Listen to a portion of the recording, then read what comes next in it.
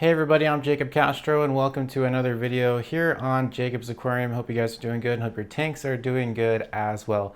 Today I have an update for you guys on the ADA 75P.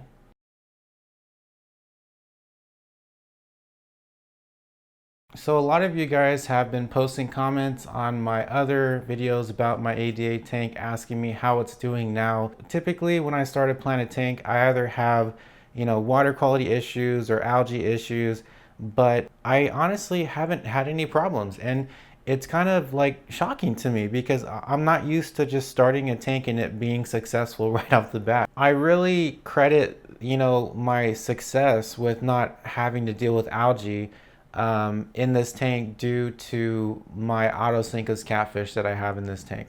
I really think without them, I definitely have an algae issue. I think algae eaters in general are essential for a Planet tank, and I mean I think that goes without saying. Like, I don't really think that that's a mystery. I think everybody knows that.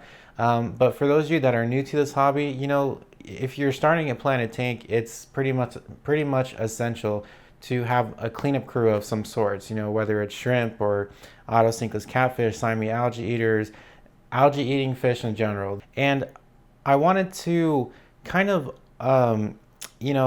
change something I said years ago on this channel. I actually made a video that's gotten a ton of views, and a lot of people have posted comments thanking me for it. This video primarily focused on Siamese algae eaters, and I basically said in that video that they are the best algae eaters, period.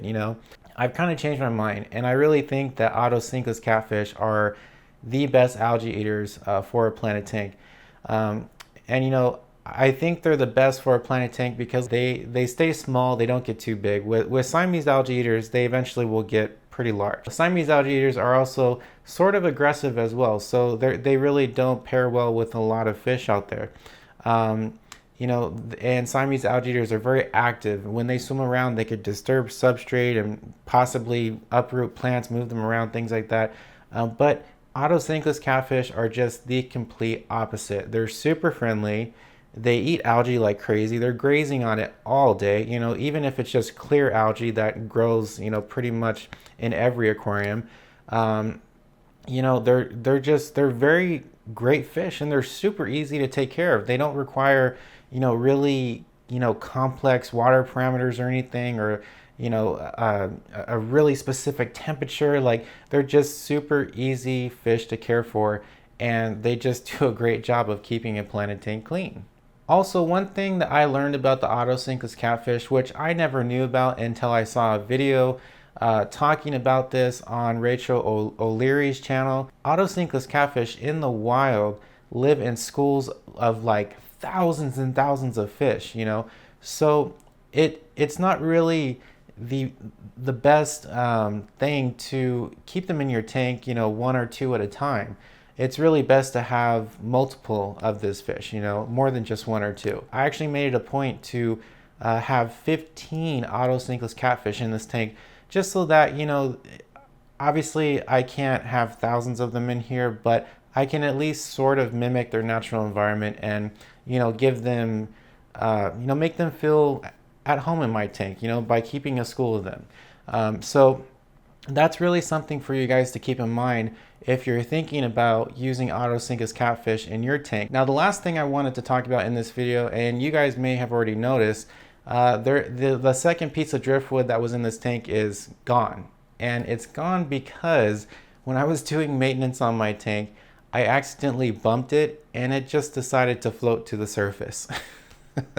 So basically, I already knew that both of my pieces of driftwood weren't waterlogged, so I would have to weigh them down.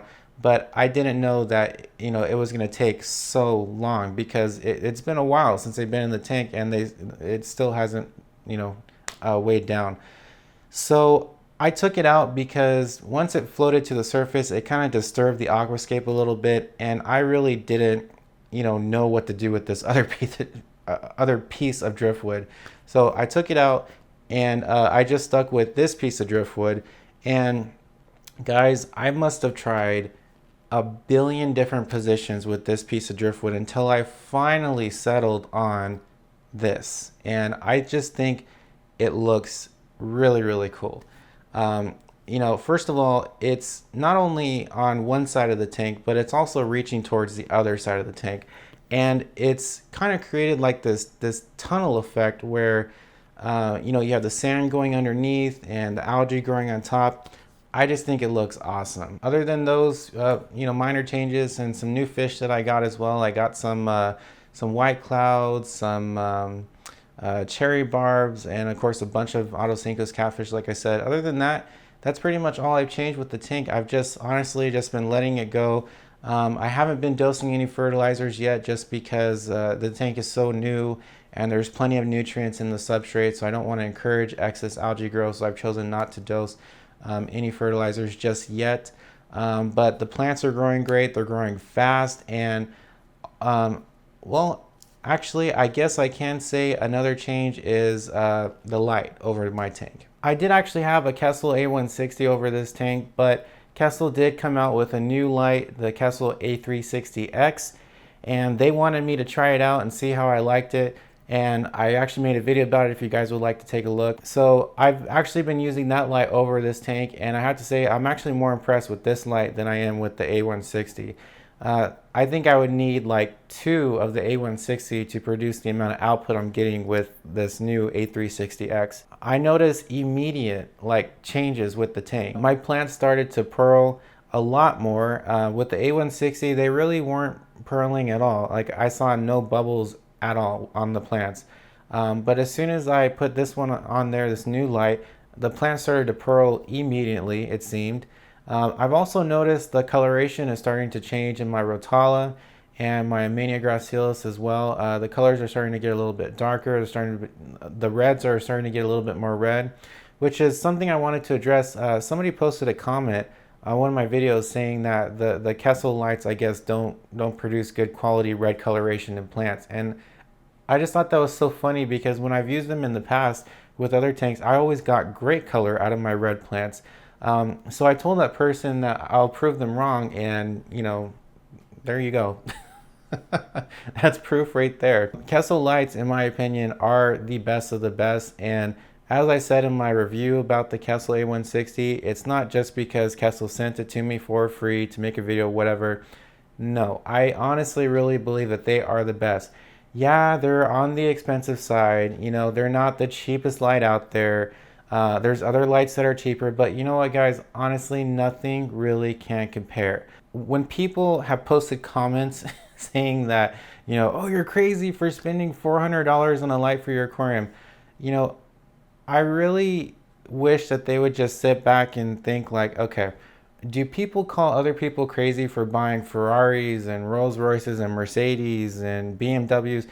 No, you know, that's just what they like to buy. That's the car they like to drive because they prefer the best of the best. They prefer performance and, you know, good interior and, you know, a nice smooth ride, you know, whatever it is, you know.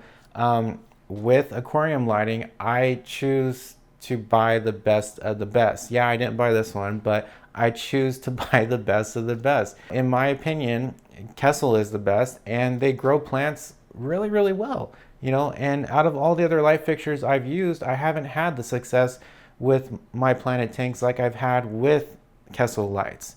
So yeah, they're on the expensive side, but like you're talking about, you know, like the Rolls Royce, the Maybach, you know, the Mercedes of the aquarium lighting world, you know. Kessel lights are just awesome, and they grow. You can grow any type of plant imaginable under these lights. You know, even if you have plants that prefer low light, you can actually adjust the light and you can turn it down so that it's appropriate for a low light plant. You know, they're so versatile and they're so small. Like these things are so tiny. Like, you know, there's not too many lights out there on the market that are small like this, but also produce a lot of light. You know, they're very, very unique, and that's why I like them. You know, so now that I've switched over to the A360X, I can definitely say that plant growth has improved a ton in my new tank. And like I said, the colors really honestly couldn't look better. So that's pretty much it for this video. Hope you guys enjoyed it. Thank you so much for watching. If you have any questions or comments, feel free to post them below. I also wanted to say that I do want to do a Q&A video. So if you've had questions that you've always wanted to ask me, things that you are curious about, whatever, post it in the comment section below and I just might answer that question in my new Q&A video coming up here on Jacob's Aquarium. Thanks again for watching, guys. Really appreciate it. If you would like to buy any of the plants that you've seen in this video, visit jacobsaquarium.com. And don't forget to check me out on social media. I'm on Facebook, Instagram, and Twitter. All my social media links will be in the description below, okay? I love you guys so much. Hope you guys are having a great holidays out there. Hope you guys are having, spending time with family and stuff. I just hope things are going really well for you as they are for me with my tank. Have fun with your tanks, guys, and I will see you next time.